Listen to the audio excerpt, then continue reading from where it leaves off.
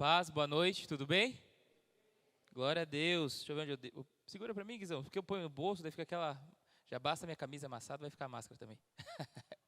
Foi corrido, hoje estava aqui, hoje cedo em Itu com o David, momento com os líderes, com os obreiros da casa, né? Foi bênção demais, foi um momento muito ímpar, é sempre uma alegria estar com vocês aqui. E hoje, para mim, é alegria dobrada. Vim de manhã e estou voltando à noite, e é de verdade, gosto muito de estar com vocês aqui.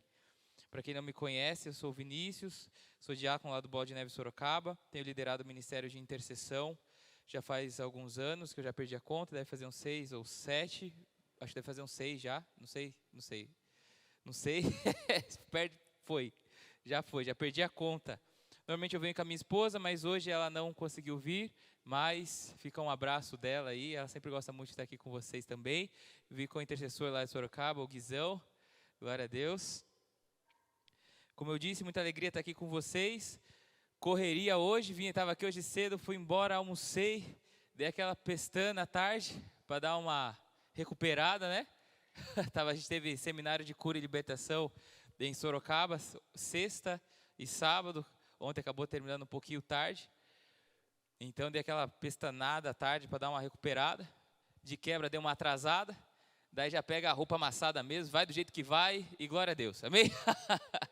Deus é bom, né? Nem sempre dá para ser tudo certinho, né? A gente vai do jeito que dá e amém, né?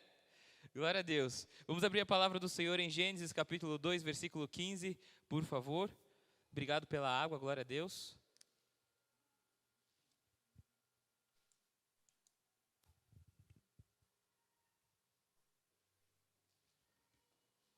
Gênesis capítulo 2, verso 15.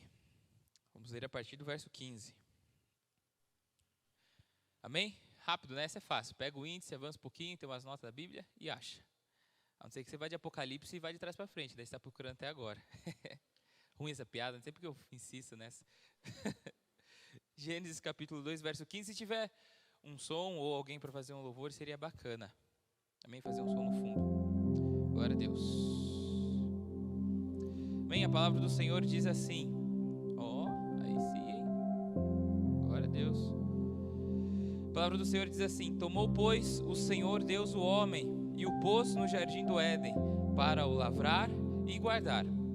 Ordenou o Senhor Deus ao homem, dizendo: De toda árvore do jardim podes comer livremente, mas da árvore do conhecimento do bem e do mal, dessa não comerás, porque no dia em que dela comeres, certamente morrerás. Amém? Feche seus olhos mais uma vez, vamos orar ao Senhor. Sei que você já se entregou, já se derramou na presença de Deus, creio que o Senhor já tem falado com você, assim como tem falado comigo no momento da adoração.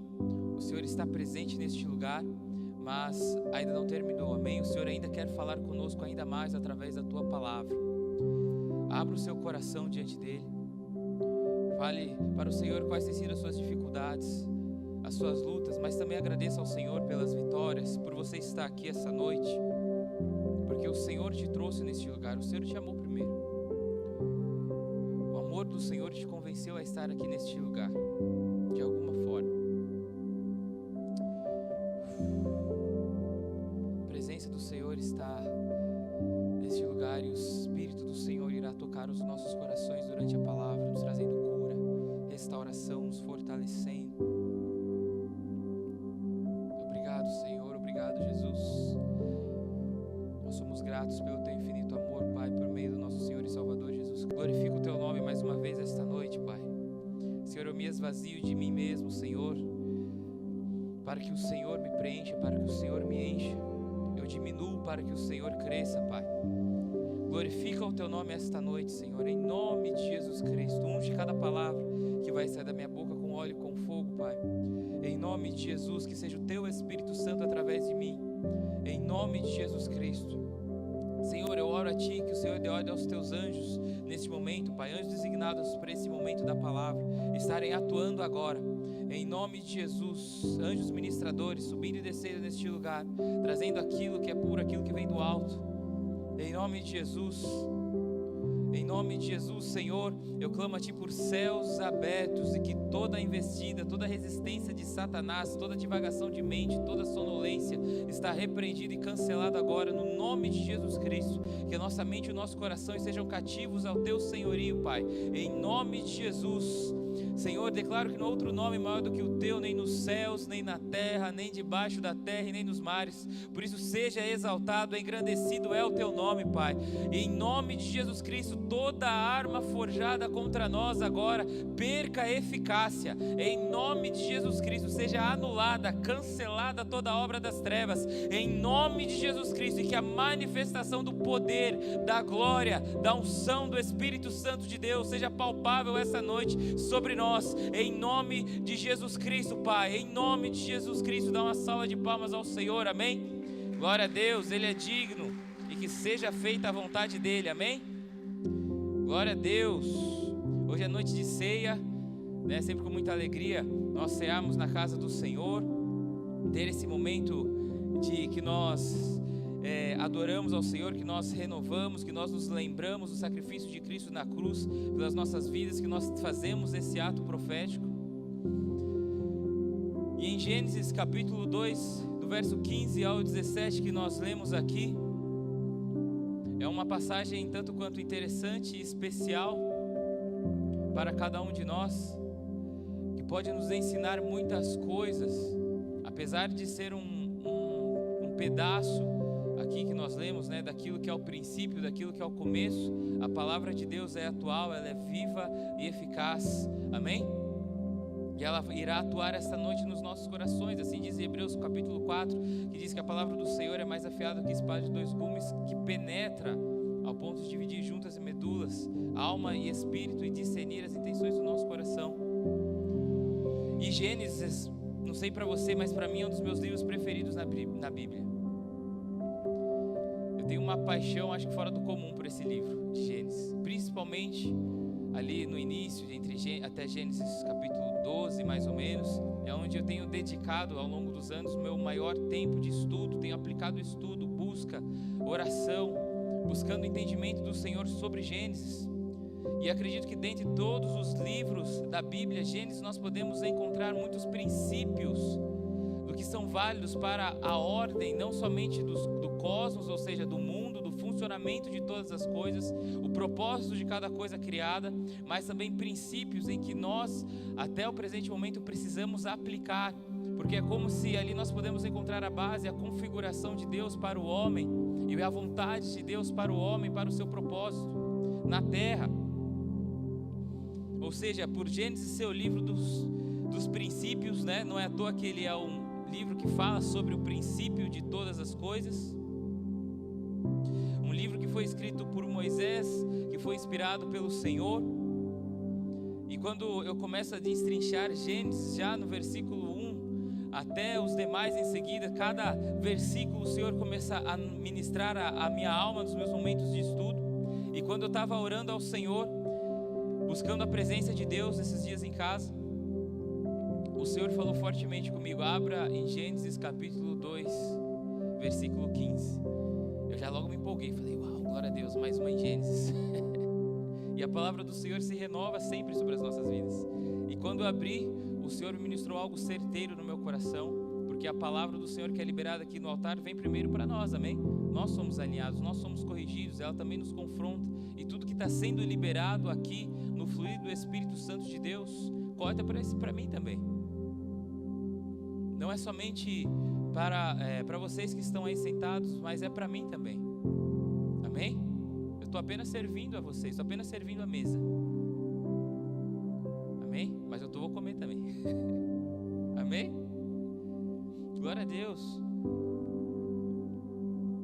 E quando eu abri esse texto, o Senhor falou de forma muito forte comigo, e se cumpriu Hebreus capítulo 4, que diz que a palavra do Senhor, ela penetra e discerne as intenções do nosso coração. E quando eu li isso e o Senhor me trouxe a revelação sobre isso, eu falei, caramba, tenha misericórdia da minha vida, Senhor.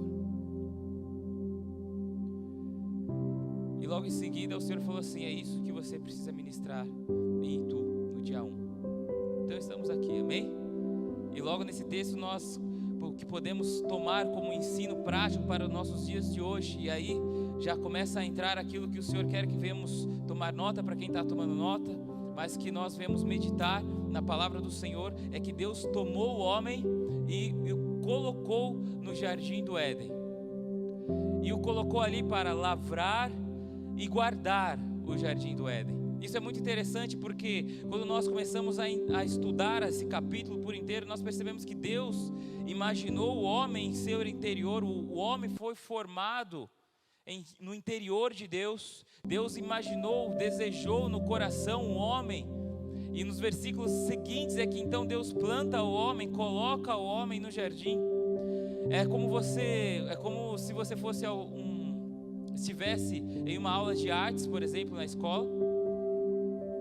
E eu sei se tem ainda, né, esse tipo de atividade. Não estou tão velho assim, mas estamos ficando, faz parte. Mas eu lembro que quando eu era criança, a professora trazia uma folha com um risco, assim, ou uma onda, ou sei lá, um rabisco.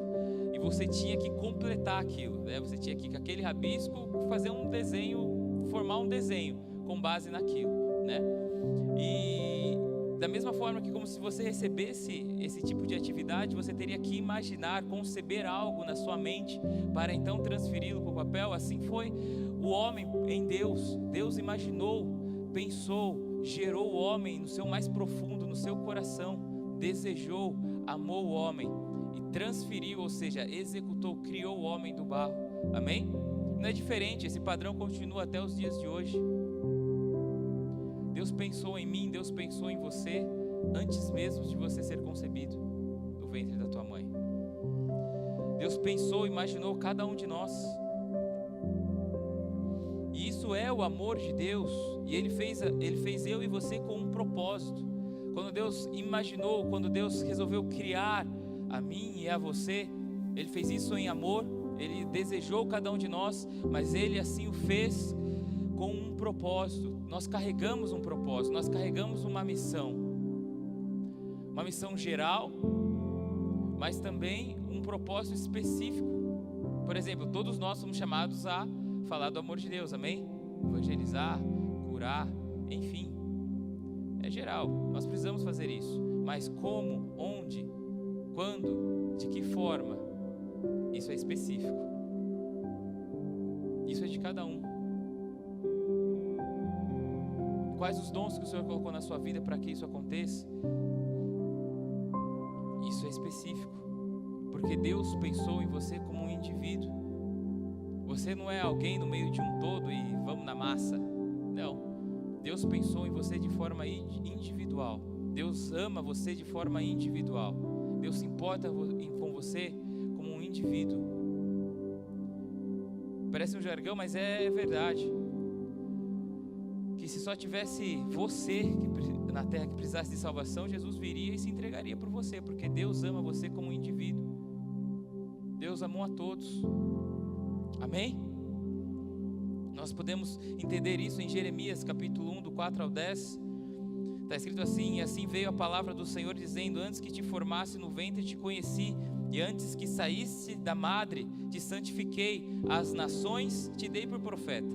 Então disse eu: ah, Senhor Deus, eis que não sei falar, porque ainda sou um menino. Mas o Senhor me disse: não digas, eu sou um menino, porque a todos a quem eu te enviar, irás, e tudo quando eu te mandar, falarás. Não temas diante deles, porque eu estou contigo para te livrar, diz o Senhor. E estabeleceu o Senhor a sua mão, estendeu o Senhor a sua mão, e tocou-me na boca, e disse-me o Senhor: eis que ponho as minhas palavras na tua boca. Olha, ponho-te neste dia sobre as nações e sobre os reinos, para arrancares, para derrubares, para destruíres e para arruinares, e também para edificares e para plantares. Deus formou esse profeta, Deus ansiou, Deus desejou a Jeremias. E quando Deus pensa em Jeremias como um indivíduo, o separa para um propósito: profeta para as nações. Amém? Então o Senhor, após revelar o propósito de Jeremias, Ele diz: Jeremias, você só é capaz de cumprir o seu propósito se eu te capacitar, é através de mim. E para que nós venhamos cumprir o propósito de Deus, isso é possível através do Espírito do Senhor. para nós vivermos tudo aquilo que o Senhor tem para nós nesta terra e concluirmos a missão em plenitude, isso só será possível se nós fizermos através do Espírito Santo de Deus. Não será capaz através da nossa força. Existem circunstâncias que nós podemos usar de ferramentas e formas para que elas possam acontecer e dar certo. Existem casamentos que são restaurados, por exemplo, ali num acompanhamento profissional, talvez com um psicólogo, uma terapia, ou outra vez eles resolvem se perdoar e dá tudo certo, ok? Isso acontece, glória a Deus por isso, que bom. Mas existem níveis, existem casamentos que só podem ser restaurados através do poder de Deus, e tamanha ferida que Satanás implantou ali. Existem propósitos que só podem acontecer através do poder de Deus. Existem coisas que só podem ser alcançadas através do poder de Deus, na dependência de Deus.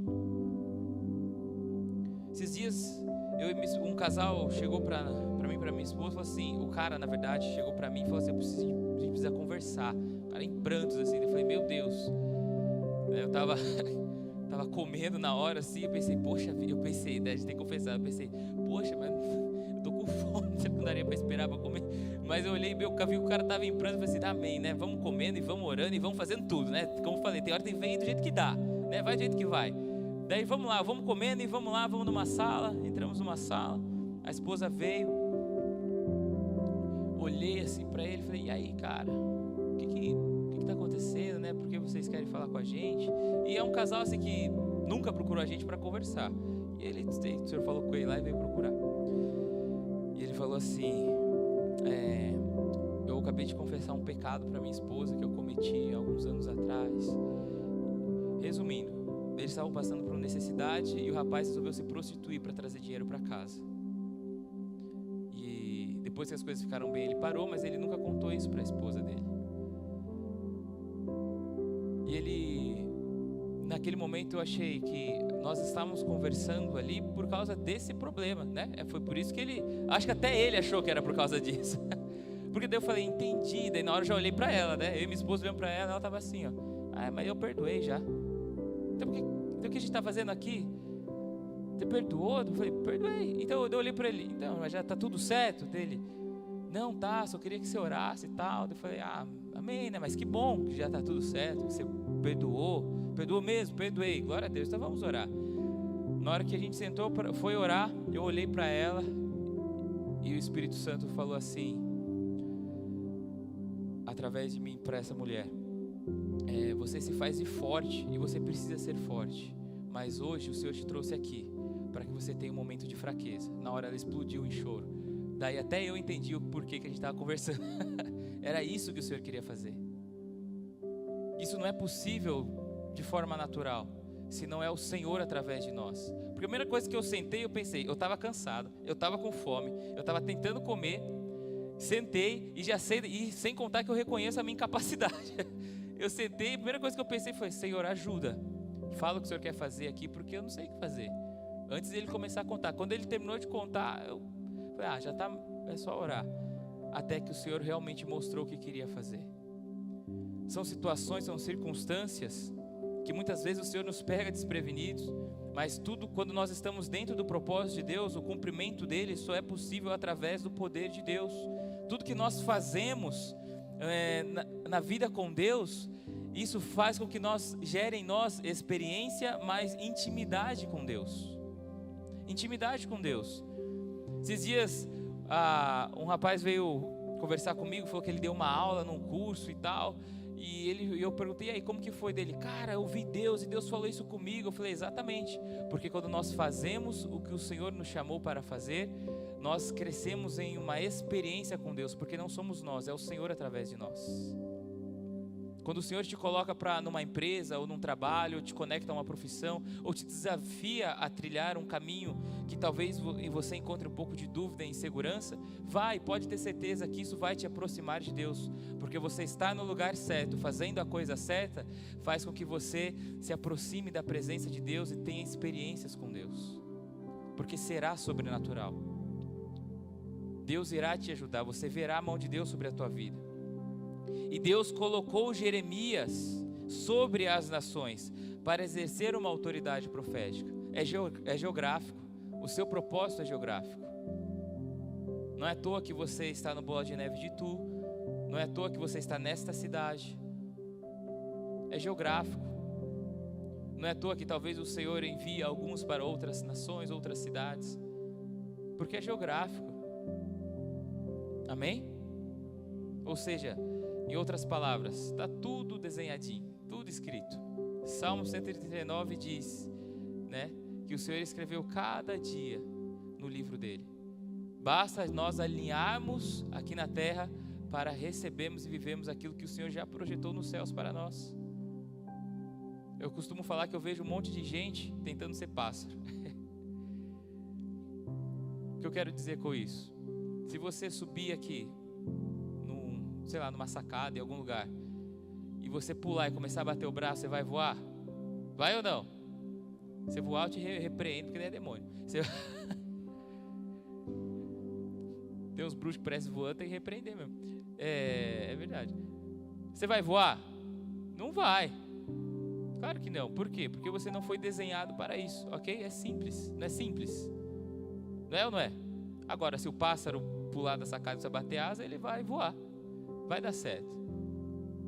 Por quê? Porque ele foi projetado para isso. O problema é que nós queremos viver coisas e desenhos que não foram projetados para nós. Foi projetado para a vida do outro, mas para a sua não. Mas você quer o do outro, você vai se dar mal, sinto muito. Não vai dar certo. Queira aquilo que o Senhor desenhou para você, porque foi individual. Amém?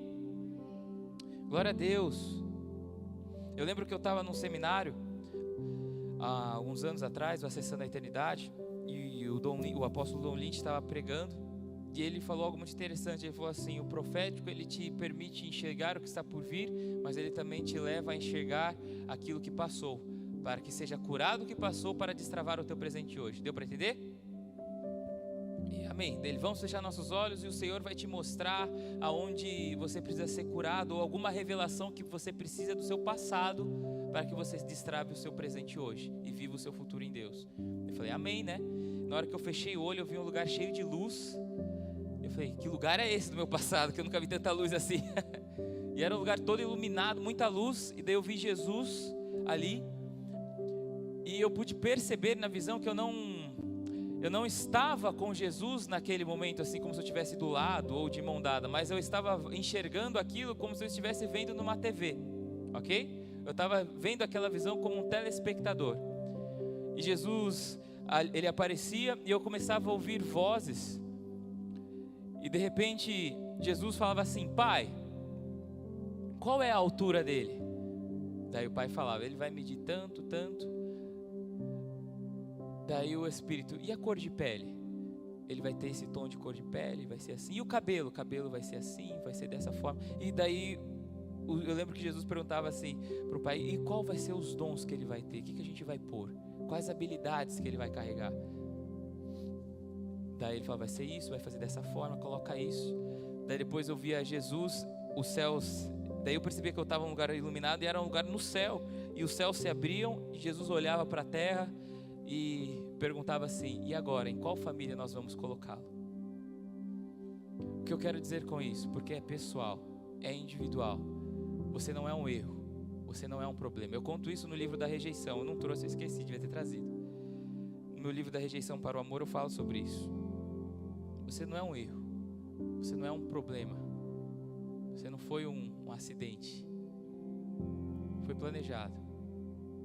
Até mesmo as suas limitações é para glorificar o nome de Deus de alguma forma. Perguntaram para Jesus: esse homem nasceu cego, quem pecou? O pai, a mãe, ele? Quem que pecou para ele nascer cego? Eles estavam falando de um princípio real, que é a iniquidade. Não vou estender sobre isso aqui agora, mas eles estavam falando de algo que para eles fazia sentido, e faz sentido até hoje, porque existe a iniquidade. Mas Jesus falou: não, ele nasceu assim para a glória de Deus. Deus quis assim. E o Senhor o curou. Enfim, nós sabemos da história. Ele passou a enxergar, ele passou a ver. Moisés era gago, né? Tinha problema de fala. E o Senhor disse para ele fazer o quê? Fala com o faraó. É incrível isso. Tem hora que eu falo, o Senhor pega a pegadinha. O que eu não sei, Ele manda eu fazer. Eu sei fazer outra coisa, mas essa eu não sei. Tipo, às vezes eu falo, Senhor, você não percebeu, né? Que essa eu não sei fazer. Mas é isso que o Senhor faz. Porque assim nós experimentamos o poder de Deus nas nossas vidas. Entendemos que tudo é por Ele e para Ele. Que nada é através da nossa força. É na dependência dEle, amém? Glória a Deus. Glória a Deus.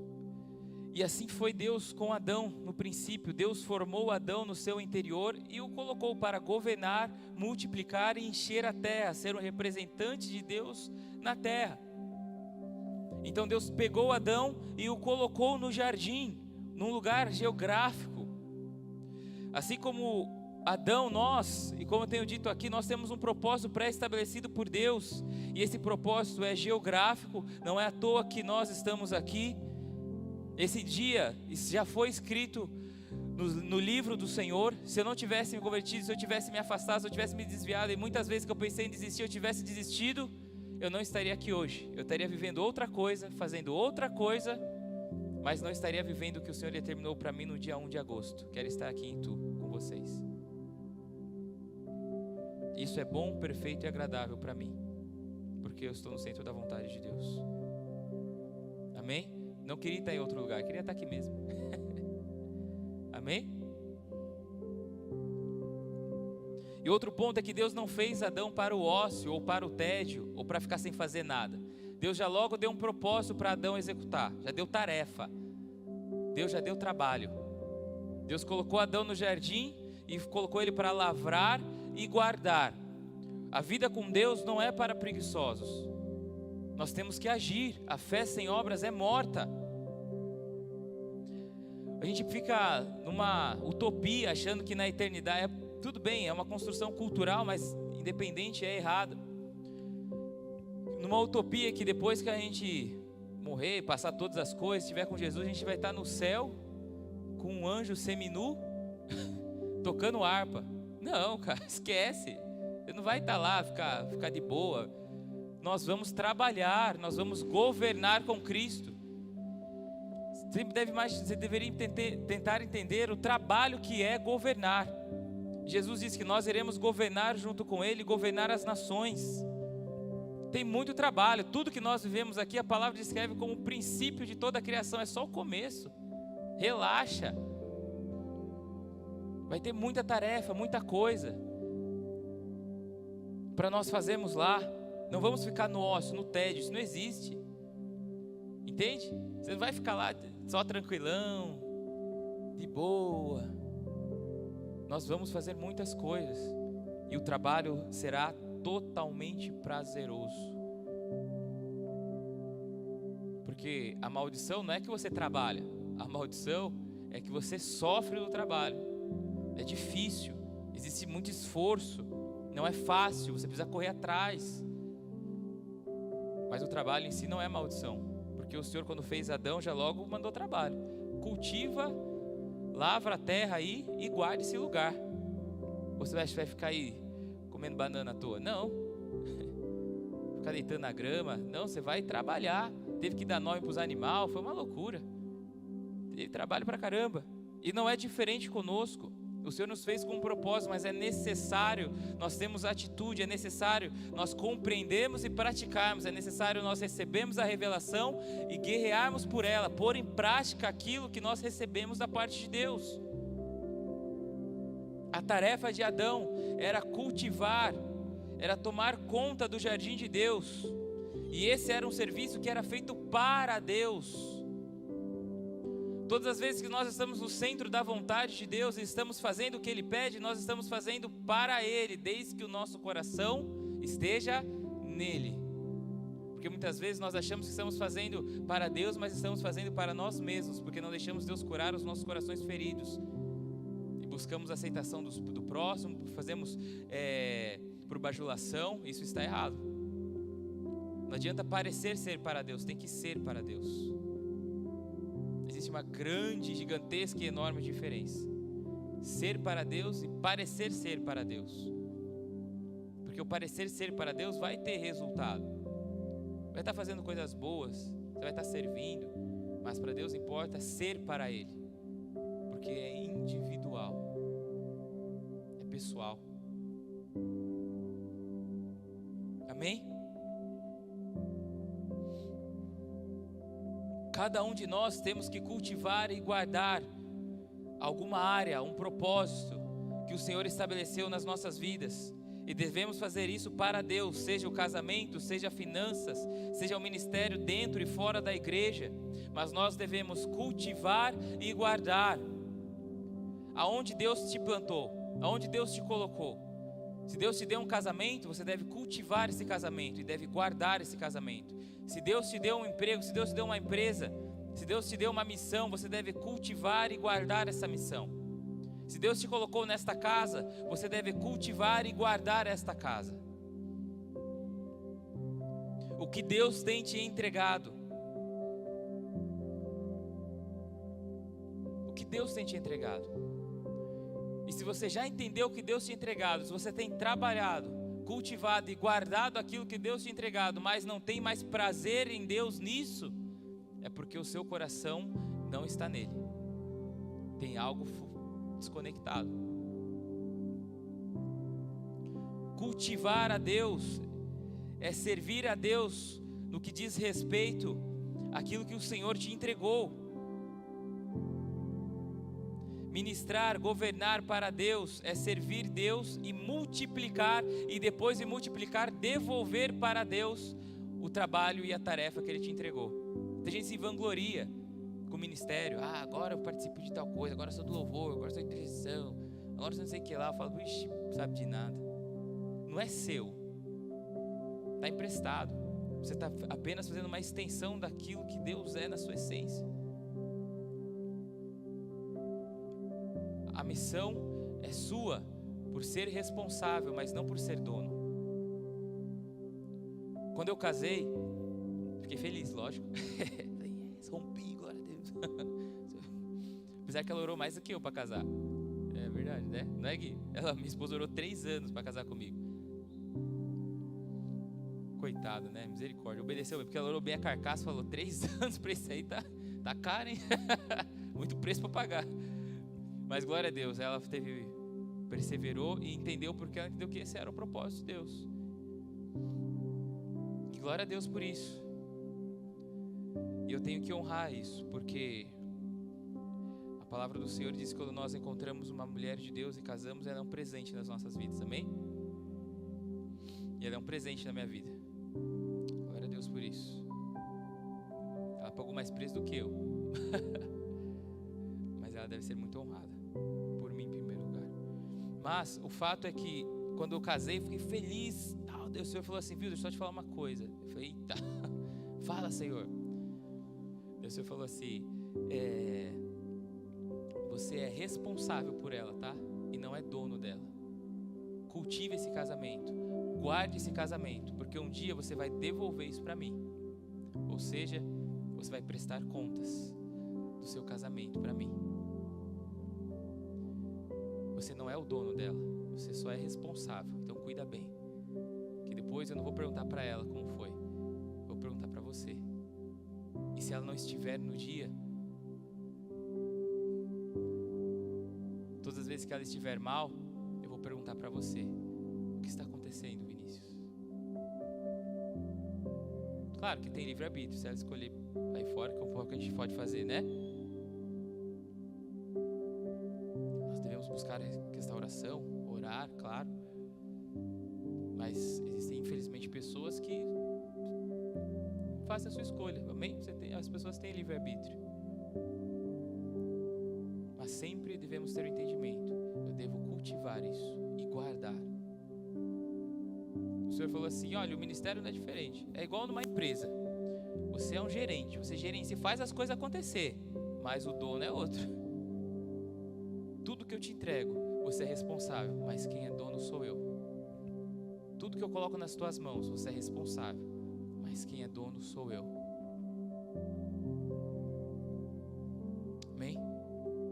Isso serve para todas as áreas das nossas vidas. Cultivar aquilo que o Senhor colocou nas nossas mãos, nada mais é do que servir a Deus, adorar a Deus naquela área, mas multiplicar aquilo que Deus colocou nas nossas mãos e entender que depois vamos devolver para Ele. A palavra nos diz em Mateus 25, vamos abrir para nós lermos juntos? Glória a Deus. Deixa eu tomar uma água.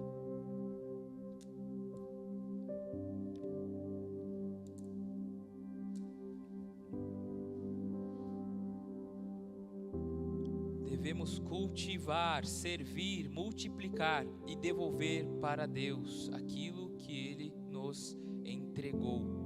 O que o Senhor entregou nas tuas mãos? Um casamento? Dê o seu melhor. Um ministério? Dê o seu melhor.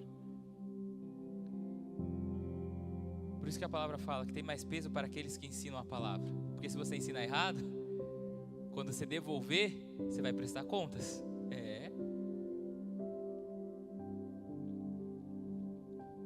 Por isso que a palavra diz sobre a honra, também sobre esses que ministram. Por isso que a palavra também nos diz que em muito é dado, muito será cobrado. Porque você vai servir naquilo, você vai exercer o seu propósito, você vai multiplicar. Porque o nosso Deus é um Deus multiplicador, não é um Deus de escassez, amém? E depois que multiplicar, você vai entregar para Ele. Para ilustrar isso bem, Jesus disse em Mateus 25, versículo 14: pois será como um homem que, ausentando-se dos pais, chamou seus servos e lhes confiou seus bens, e a um deu 5 talentos, e a outros 2, e a outro 1, e a cada um segundo a sua própria capacidade. E então partiu o que recebera 5 talentos, saiu imediatamente a negociar com eles e ganhou outros 5. Do mesmo modo, o que recebera 2 ganhou outros 2, mas o que recebera 1... me perdi aqui. Versículo 18. Mas o que recebera 1, saindo, abriu uma cova e escondeu o dinheiro do seu senhor.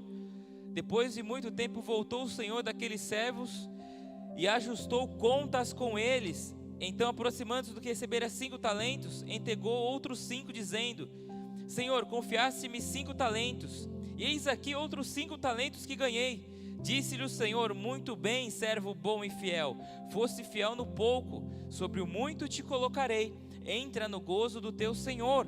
E aproximando-se também o que recebera 2 talentos, disse: Senhor, 2 talentos me confiaste, aqui tem outros 2 que ganhei. E disse-lhe o Senhor: muito bem, servo bom e fiel, foste fiel no pouco, sobre o muito te colocarei, entra no gozo do teu Senhor. Chegando por fim o que recebera 1 talento, disse: Senhor, sabendo que és homem severo, que ceifas onde não semeaste, e ajuntas onde não espalhaste, receoso escondi na terra o teu talento, aqui tens o que é teu. Respondeu-lhe, porém, o Senhor: servo mau e negligente, sabias que ceivo onde não semeei e ajunta onde não espalhei? Cumpria, portanto, que entregasse o meu dinheiro aos banqueiros, e eu, ao voltar, receberia com juros o que é meu. Tiraria-lhe, pois, o talento, e dai-o-ei ao que tem 10, porque a todo o que tem lhe se dará, e terá em abundância, mas o que não tem, até o que tem lhe será tirado. E o servo inútil, lançai-o para fora nas trevas, ali haverá choro e ranger de dentes. Cada um recebeu segundo a sua medida, segundo a sua capacidade, uma porção individual.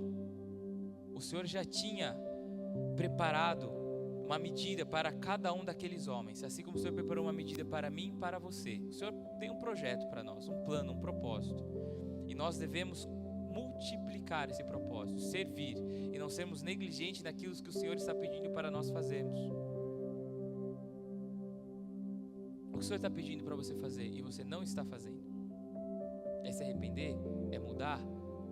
Trabalhar? É pedir perdão? É mudar seu comportamento no casamento? É estudar? É começar uma faculdade? O quê? O que o Senhor está pedindo para você fazer e você não está fazendo?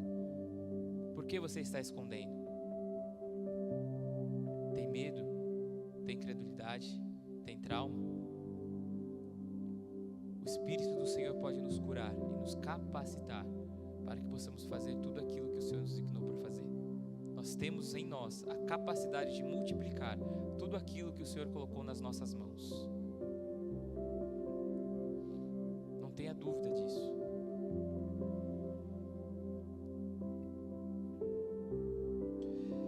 Devemos também não somente cultivar, que você já entendeu que você vai multiplicar, mas também vai prestar contas.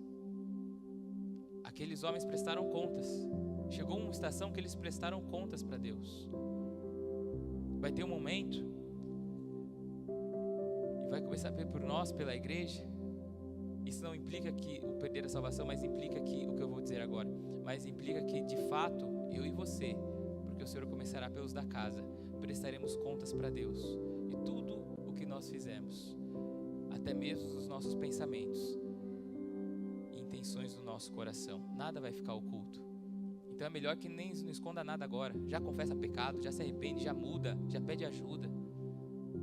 Porque cedo ou tarde virá a luz. Porque o que está oculto só serve para que um dia seja exposto. É inevitável. Procura se consertar agora. Procura mudar agora. Procura ajuda agora.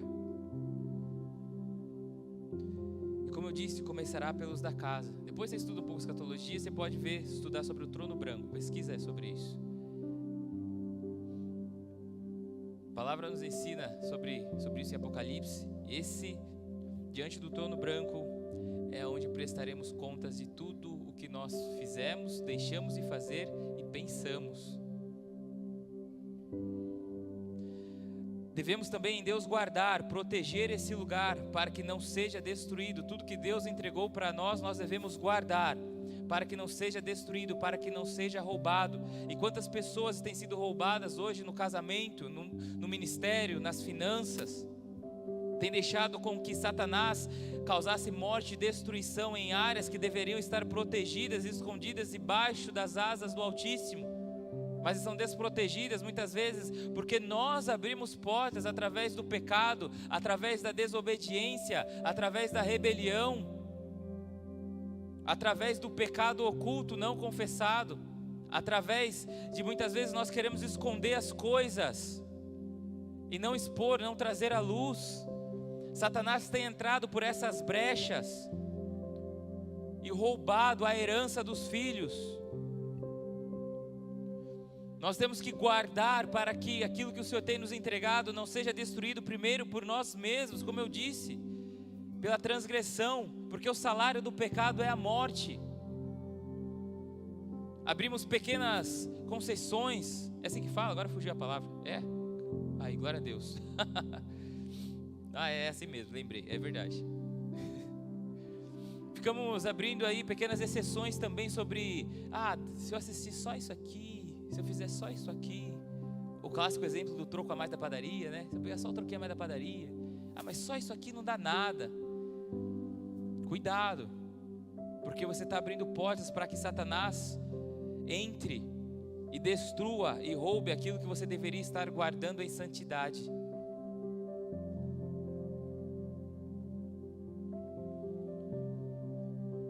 Um exemplo é o próprio casamento. O quanto que um adultério pode matar e destruir um casamento? Qual é o dano que o adultério causa num casamento? Até mesmo a separação, feridas, olha a dor de cabeça, ainda mais se tem crianças, olha você sabe, né, a confusão que isso pode causar, tudo porque um dos dois não guardou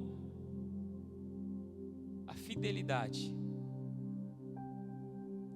Porque quando nós não guardamos aquilo que deve ser guardado, Satanás entra e ele destrói, ele rouba.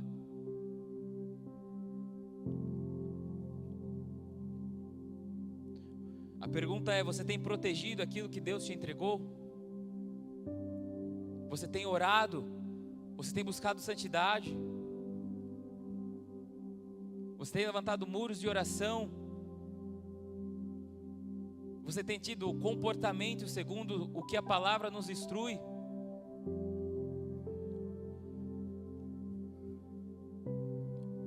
Será que tem sonegado impostos? O que será? Qual é a brecha? Por onde Satanás tem entrado e tem roubado? Ou será que você tem cedido à opressão? Porque muitas vezes não é que nós abrimos porta, mas muitas vezes o sistema, o mundo, a opressão, Satanás, ele começa a nos rodear. E a palavra nos fala sobre isso, que Satanás é como um leão que fica rugindo, rodeando ao nosso derredor, procurando a quem possa tragar. E muitas vezes Satanás está rugindo como um leão ao nosso derredor. A opressão está vindo, o medo está vindo, a insegurança, a incerteza do dia de amanhã, a ansiedade. Isso faz com que você muitas vezes abra a porta e saia do propósito de Deus. Busque resolver as coisas com a força do seu braço, busca fazer um jeitinho. Deus falou, fica aqui, e Satanás está ao derredor, lançando opressão, medo, fala assim, não vai dar certo, vai dar ruim, você vai falir, não adianta esperar em Deus para casar, você nunca vai casar, nunca vai acontecer nada. Daí você cede àquela opressão e você sai da posição, e Satanás entra e rouba. Mas nós devemos guardar aquilo que o Senhor nos entregou, guardar a palavra, guardar a promessa, guardar o nosso coração. A palavra nos diz em Provérbios que de todas as coisas que se deve guardar, guarde o teu coração, porque dele procede as fontes da vida. Satanás, você está lá guardado, mas a opressão está sobre a sua cabeça. Um medo, quando essa pandemia começou, aquela incerteza, o que vai acontecer, tudo fechado, comércio fechando. Eu, por exemplo, sou autônomo, tenho também uma outra empresa, uma agência, e poxa, depende de cliente, né? Os clientes não querem ver nem eu pintar de ouro, nem se eu me pintasse de ouro, o cliente queria ver eu na casa dele, trabalhando. Eu falei, ixi, deu ruim. E o Senhor falou assim, guarde, permaneça. Vamos permanecer. Daí logo em seguida, quando começou a pandemia, minha esposa recebeu uma proposta de emprego absurda. Eu falei assim, meu Deus, pensei logo, isso é sobrenatural. Uma proposta de emprego, na hora que todo mundo está sendo mandado embora, ganhando super bem. Deve ser de Deus. A gente orou, o Senhor falou assim, não, permaneça, eu não te mandei ir lá. Se você for, pode até ir, vai, mas você não entra na terra prometida. Bebe dessa água, mas não entra na terra prometida. Mas se você permanecer, você vai conquistar uma terra e você vai viver tudo aquilo que eu designei para você. Eu falei, amém, vou guardar o meu coração e vamos esperar em Deus que algo vai acontecer. O Senhor não me trouxe até aqui para morrer de fome, mas se perecer, pereci. E de fato, isso já faz mais de um ano e estamos aqui, sobrenatural purinho. É Deus. Mas não ceda à opressão, não ceda à investida do maligno. Satanás é homicida desde o início, ele é pai da mentira. João 8, capítulo 44 nos diz isso.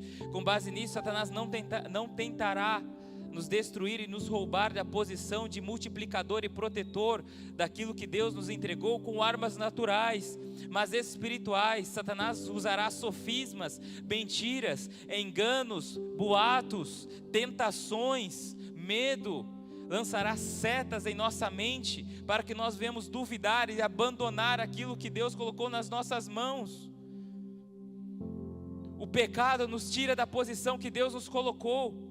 A voz da serpente nos tira da posição na qual Deus nos tem colocado, nos desviando do propósito e fragmentando a nossa autoridade e a nossa identidade. Pois a voz da serpente nos levará à morte, porque nos levará ao pecado e à rebelião, e não aos caminhos de Deus. O Senhor tomou Adão e o colocou no jardim para lavrar, cultivar e guardar. Deus te colocou neste lugar, Deus te colocou aonde você está, e se Deus está te reposicionando, saiba que é ali que você deve aplicar o seu coração, mas não saia da posição, e se saiu essa noite, volte. Em Gênesis capítulo 3 diz assim, no verso 1, ora, a serpente era o mais astuto de todos os animais do campo que o Senhor Deus tinha feito, e disse à mulher, é assim que Deus disse? Não comereis de toda a árvore do jardim? Olha a dúvida, né? Às vezes a serpente sussurra no nosso ouvido, ninguém está indo para nada com você, abandona o barco, você está sozinho, ninguém se importa, está vendo, ninguém cumprimentou você não está fazendo muita coisa, é melhor parar, acho que você está cansado demais, ninguém está te ajudando.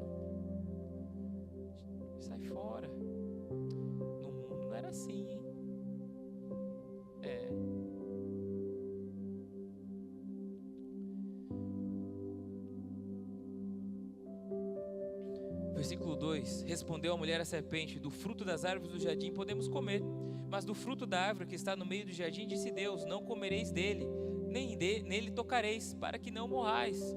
Disse a serpente à mulher: certamente não morrerás. Olha só, né? Porque Deus sabe, colocou Deus como enganador ainda, né? Porque Deus sabe que no dia que comerdes desse fruto, vossos olhos se abrirão e sereis como Deus, conhecendo o bem e o mal. Então, vendo a mulher que aquela árvore era boa para comer e agradável aos olhos, e a árvore desejável para dar entendimento, tomou do seu fruto e comeu, e deu ao seu marido, e ele também comeu. Então foram abertos os olhos de ambos, e conheceram que estavam nus, pelo que coseram folhas de figueira e fizeram para si aventais. E ouvindo a voz do Senhor Deus que passeava no jardim, à tardinha, esconderam-se o homem e a sua mulher da presença do Senhor Deus, entre as árvores do jardim. Mas chamou o Senhor Deus ao homem e perguntou-lhe: onde estás? Respondeu-lhe o homem: ouvi a tua voz no jardim e tive medo, porque estava nu e me escondi. A voz da serpente nos levará à morte. Satanás sagaz, ele diz que, ele não diz uma mentira por completo, porque ele diz: certamente não morrerás. Eles morreram depois de comer o fruto? Caiu duro no chão? Não, mas era um outro tipo de morte que Deus estava falando. Era uma morte espiritual. O afastamento de Deus gera em nós morte. Se você não está conectado com Deus, se você não está no centro do propósito de Deus, de certo isso gerará morte na sua alma e no seu espírito. O homem era um ser governado pelo Espírito. Nós somos corpo, alma e espírito. E o que deve ser liderado em nós, dessas três partes, o que nos lidera deveria ser o Espírito, assim conduzido pelo Espírito do Senhor. Mas quando o homem morre, ele deixa de ser um homem espiritual e, entre aspas, se torna um homem almático, governado pelos seus desejos, pelas suas vontades, pelas suas emoções. E a palavra diz em Jeremias que errôneo é o coração do homem, enganoso é o coração do homem, quem poderá discerni-lo? Se você anda guiado pelas suas emoções, de certo você cairá no engano.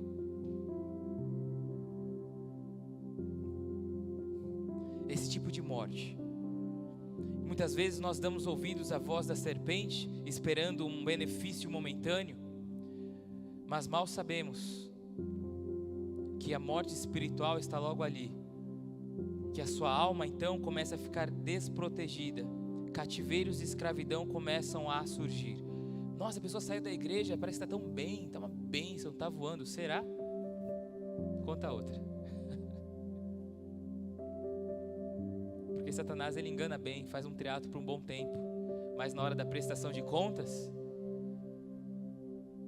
não vai adiantar você colocar a culpa na serpente, a condenação dela já foi liberada.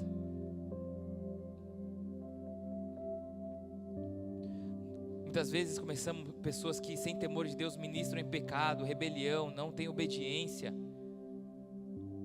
Pensa, não vai dar nada, cuidado, a morte está rondando, a serpente está rondando. E talvez você seja fraco espiritualmente, porque você já se desconectou.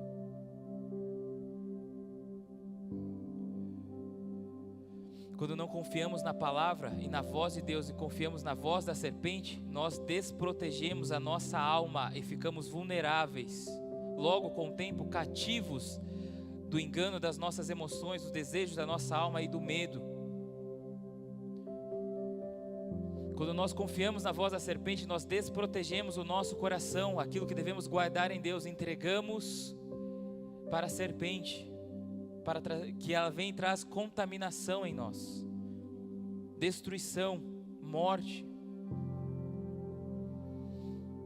Porque quando nós guardamos o nosso coração na palavra de Deus, na voz de Deus, em obediência, nós somos sarados, nós somos curados, passamos por dificuldades, passamos por aflições, mas o Senhor nos guarda, o Senhor nos fortalece.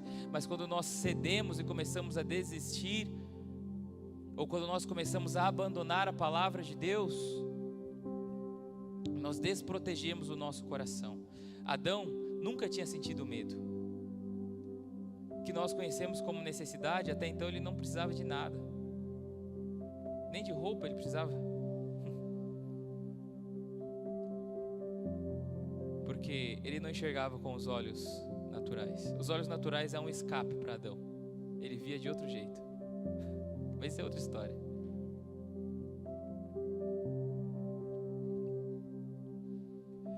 Quando nós confiamos na voz da serpente e abandonamos a voz de Deus, que foi isso que Adão e Eva fizeram, eles abandonaram a palavra, a direção e a ordem de Deus e obedeceram e fizeram o que a serpente estava designando, a alma deles ficou desprotegida, e assim acontece conosco, a nossa alma fica vulnerável, e logo começamos a sermos cativos do medo, de acusações, medo do futuro, medo se vai faltar, incertezas do amanhã, medo das pessoas, medo do governo, medo, mas a palavra de Deus diz que o perfeito amor lança fora todo o medo.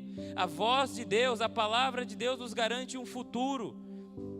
Em Jeremias 29:11, porque eu bem sei os pensamentos que tenho a vosso respeito, diz o Senhor, pensamentos de paz e não de mal, para vos dar o fim que esperais. Apocalipse 21:4, e Deus limpará de seus olhos toda a lágrima, e não haverá mais morte, nem pranto, nem clamor, nem dor, porque já as primeiras coisas são passadas. Romanos 8:18, porque para mim tenho por certo que as aflições desse tempo presente não são comparadas com a glória que há de ser revelada em nós. Apocalipse 2:26, e ao que vencer e guardar até o fim as minhas obras, eu lhe darei poder sobre as nações.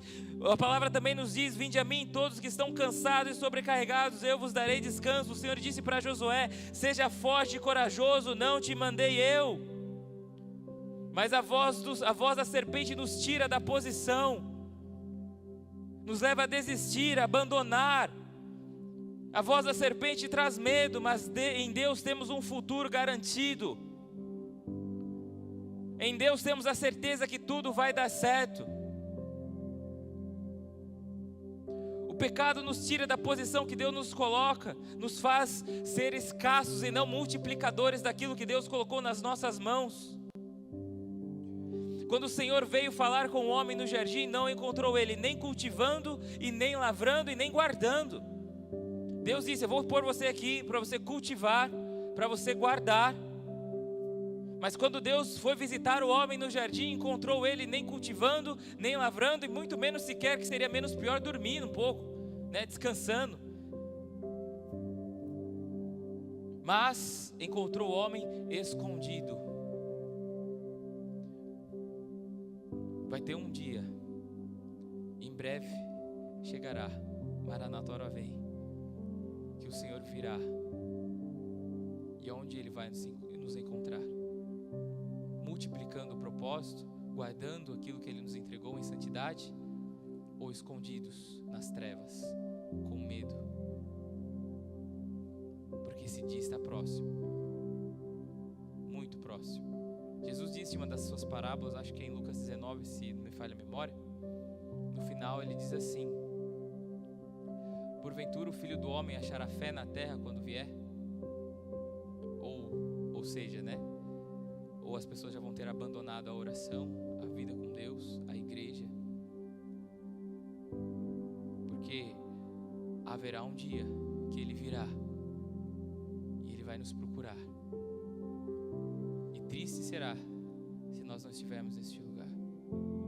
O choro, a dor vai ser incalculável, e o arrependimento vai ser forte. Você vai entender que as coisas desse mundo, o que a serpente prometeu, é passageiro, é vaidade, não serve para nada, não é eterno, é enganoso, mentira. Mas o que Deus diz é puro, santo e verdadeiro, é eterno. Céus e terras passarão, mas as minhas palavras jamais passarão.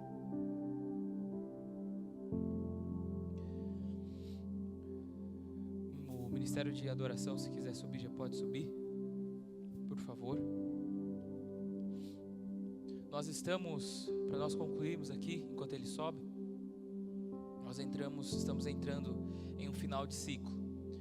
Acredito que nem todos vocês possam ter esse entendimento, mas resumidamente, em 7 anos, Deus vem visitar a terra com uma intenção, prestação de contas. Isso se chama Shemitah, está na palavra de Deus. Em 7 anos, Deus vem visitar a terra e vem prestar contas sobre 3 áreas: espiritualidade, governo e finanças. Muitas coisas, muitas transições, e até mesmo a independência do Brasil, liberdade de culto no Brasil, foi liberada em um ano de Shemitah, governo. Quedas de bolsas de valores em 7 anos, sempre. Eles sempre sabem que tem um rumor entre eles, que em 7 anos algo acontece que sai do controle, as finanças do mundo inteiro, porque o Senhor vem prestar contas. Espiritualidade também. Por exemplo, como eu disse, a liberdade de culto no Brasil aconteceu em um ano de Shemitah. E no ano de prestação de contas, é basicamente assim: uns são promovidos e outros não. Tudo depende de aonde você está. Tudo depende de quando o Senhor vem prestar contas, vem nos visitar aonde Ele nos encontra, fazendo o que deveria fazer ou escondidos no jardim. Em setembro agora, inicia o ano de Shemitah, o 7º ano. Inclusive anos de eleição que vai ter, muitas coisas vão acontecer, vai haver uma transição muito forte na área de governo. A espiritualidade, o Senhor vai abrir muitas portas para o Evangelho, vai ser um tempo de um start de manifestação de poder na igreja incrível, mas a perseguição vai aumentar muito e nós vamos precisar mudar a estratégia, porque é Shemitah. Coisas vão acontecer. Nesse ano de Shemitah, Deus está vindo prestar contas sobre a nossa vida. Se nós repetirmos, amém. O Senhor vai nos dar graça e misericórdia para que nós venhamos dar a resposta certa no próximo ciclo. Ok. Não é bom, mas não está tudo perdido, né? Mas é bom que venhamos dar a resposta certa ao Senhor. Então a pergunta é: esse ano profético de Shemitah está chegando, aonde você está? Faça um checklist. Você está cultivando e guardando o seu casamento? Você está cultivando e guardando o seu ministério? Você está cultivando e guardando suas finanças? Quais são as portas abertas? Você deu legalidade? Você está fazendo coisas ilícitas em alguma área? Se arrependa, porque a prestação de contas está chegando. Para aqueles que estiverem alinhados, pode ter certeza que grandes coisas irão acontecer. Mas haverá um último Shemitah, em que Ele virá e será a última prestação de contas. E não haverá mais tempo, depois disso, para uma nova chance e um novo Shemitah. E uma nova prestação de contas. Naquele dia, Ele virá. E haveremos de prestar contas de tudo o que nós fizemos. Se nós multiplicamos, o que nós fizemos. Será o dia que nós vamos devolver para Ele tudo que Ele entregou em nossas mãos. Está chegando. Está muito próximo. Talvez esse Shemitah seja o último, quem sabe? Jesus disse: ninguém sabe o dia nem a hora, somente o Pai. Talvez esse seja o último Shemitah, o último ciclo de 7. Pode ser que seja. Pode ser que não seja. Mas quem vai pagar para ver? Eu não. Jesus disse: eu virei como um ladrão. Quando você menos esperar, as pessoas estarão comendo, bebendo, dançando, se dando em casamento, e de repente Ele virá. Prepara as vestes, santifica, porque o dia da prestação de contas, o dia do Senhor, está chegando. E Ele virá. Você entende isso? Você vai estar lavando roupa? Pode ser um dia, o que o Senhor está querendo dizer com isso? Vai ser um dia comum, como todos os outros, dentro da sua rotina. As pessoas vão estar se casando, vão estar indo para festas. Vai ser um dia comum. Um dia você vai acordar para ir trabalhar, e no outro o seu celular despertou no mesmo horário, você levantou, pôs a mesma roupa, só que antes de chegar no trabalho, ele voltou. Será um dia comum. Mas nós que estamos cultivando e guardando, percebemos que a cada vez se aproxima mais o último Shemitah. Setembro agora, ano de prestação de contas. Verifique, faça um checklist. Como está a sua vida com Deus? Porque Ele vai ver se existe idolatria dentro de você, se você abandonou o barco. Tem pessoas que se desviam e prosperam, coisas grandes acontecem, fica até assustado, fala, meu Deus, né? Que coisa. Até chegar ao Shemitah. Às vezes a morte espiritual está acontecendo tão rápido e a pessoa apenas está vivendo de aparência. Não compare a sua vida com aqueles que são de fora. Isso é vaidade, isso é engano, porque é individual, é pessoal. O que Deus te entregou hoje, porque se o último Shemitah for esse, e o que Deus te entregou nesse último Shemitah foi ser do ministério da zeladoria, arrumar a cadeira e limpar o chão, você vai precisar devolver isso para Ele. O problema é que se Ele voltar nesse Shemitah e você achou isso um serviço, uma forma de adorar a Deus ruim, e que isso não é verdade, e você tiver abandonado, ou o Senhor colocou você em um cargo em que você deixou a idolatria entrar no seu coração, cuidado, porque você vai prestar contas, porque isso não é para você, isso não é teu, você vai devolver para Ele. E uma coisa eu aprendi com Deus: quando eu devolvo algo do Senhor, que é dele, para Ele, é até engraçado, mas é isso que acontece, o Senhor devolve sobre nós, multiplicado, o que nós entregamos para Ele. O governo é de quem? Dele. Quando nós entregamos o governo a Ele, Ele multiplicará sobre nós o governo, e diz: e vocês governarão as nações com cetro de ferro ao meu lado. Quando eu tenho as minhas finanças e eu entrego de volta para Ele, Ele multiplica sobre a minha vida, porque eu já estou dizendo: é seu, tu és o dono do ouro e da prata, não é meu, eu sou apenas um mordomo, é teu. Ele fala: então agora eu devolvo. Quando Jó entregou o orgulho que havia em seu coração, porque Jó era orgulhoso, ele apoiava a sua vida na sua sabedoria e na sua justiça própria, mas quando Eliú confrontou Jó, inspirado pelo Espírito do Senhor, ele disse assim: conheci o Senhor de ouvir falar, agora eu conheço de ver, e me humilho no pó da terra. Ele se rendeu diante do Senhor. Jó não tinha nada, mas quando ele entregou o orgulho, quando ele entregou a glória para o Senhor, o que o Senhor fez? Restituiu ele 2 vezes mais, e fez de Jó e suas filhas as pessoas mais prósperas daquela terra, 2 vezes mais, porque já eram antes.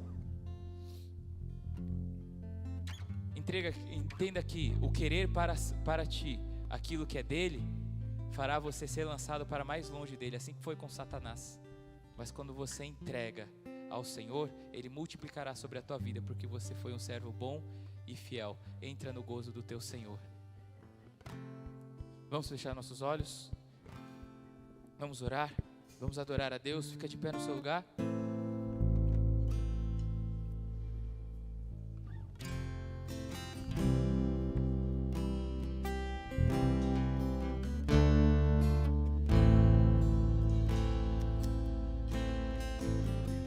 Ele está vindo, Ele está vindo, Ele está próximo. E assim como Ele visitou Adão no jardim e falou: Adão, aonde está você, Adão? Aonde você está, Adão? Eu te deixei em um lugar cultivando, para você cultivar, para você multiplicar, para você guardar. Mas hoje eu vim te visitar e eu não te encontrei, Adão. Aonde você está? Talvez você esteja aqui esta noite e o Senhor está falando isso com você. Aonde você está?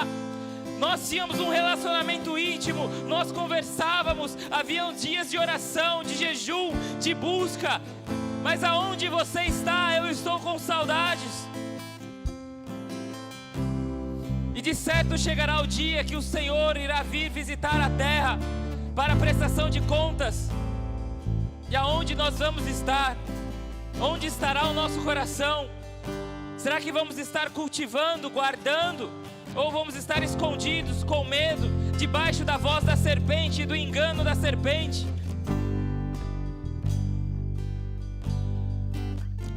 Senhor, nós nos arrependemos quando nós abandonamos aquilo que o Senhor nos entregou. Nós nos arrependemos, Pai, quando nós, Senhor, não guardamos o nosso coração, o nosso casamento, as nossas finanças em santidade. Nós nos arrependemos, Senhor, profundamente diante de Ti. Rasgamos não as nossas vestes, mas o nosso coração. O nosso coração está diante de Ti. E clamamos, Pai, restaura-nos, Senhor, tudo aquilo que a serpente roubou, porque a Tua palavra diz... A Tua palavra diz que o Filho do Homem se manifestou para desfazer as obras do diabo. E o Senhor está falando isso esta noite. Algumas pessoas deixaram de cultivar, ou algumas pessoas não estão guardando, e Satanás tem feito alguns estragos na sua vida. Existiu anos na sua história que estava desprotegido, que você não andou nos caminhos do Senhor e foi ferido, foi traído, foi abandonado, foi rejeitado, foi humilhado, foi abusado. Mas o Senhor está falando: eu vou restaurar, eu vou desfazer as obras do diabo esta noite. Porque desfazer as obras do diabo não é simplesmente mandá-lo embora. Mas quando o Senhor diz que irá desfazer as obras do diabo, a palavra quer dizer que Ele irá expulsar Satanás, mas obrigará ele a devolver e restituir tudo que foi roubado. E o Senhor Jesus não o deixará em paz até que tudo esteja no lugar novamente, como no princípio, como em Gênesis, como no original. Porque quando o Senhor voltar a remir a terra, Ele vai recolocar e desfazer as obras do diabo, e tudo vai ser colocado como no original, como no princípio. Pois não haverá choro, não haverá dor, não haverá ranger de dentes, não haverá necessidade, não haverá medo, não haverá tristeza, não haverá clamor, não haverá pranto. Haverá novos céus e nova terra, e tudo será colocado de volta no lugar. E é isso que o Senhor está fazendo com a tua vida hoje. Ele sonhou algo no teu respeito, Ele tem um plano a teu respeito, e algumas coisas estão bagunçadas, mas o Senhor está falando: eu vou pôr hoje tudo de volta no lugar, como é no princípio. Eu te tomo agora e coloco você no centro da minha vontade, diz o Senhor, para você cultivar, para você lavrar e para você guardar.